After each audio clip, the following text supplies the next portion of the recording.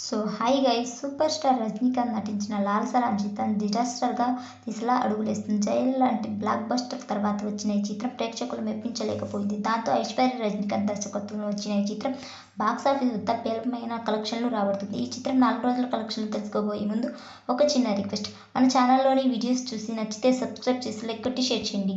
ఈ చిత్రాన్ని అందరి రెమ్యునరేషన్, ప్రమోషన్ల ఖర్చులతో కలిపి 80 కోట్ల రూపాయలతో నిర్మించారు.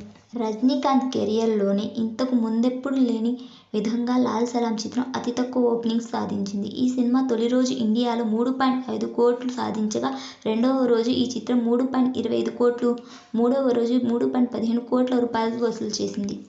ఈ చిత్రం తెలుగు రాష్ట్రాల్లో మొదటి రోజు 30 లక్షలు, రెండవ రోజు 25 లక్షలు, మూడవ రోజు 25 లక్షలు వసూళ్లు సాధించింది.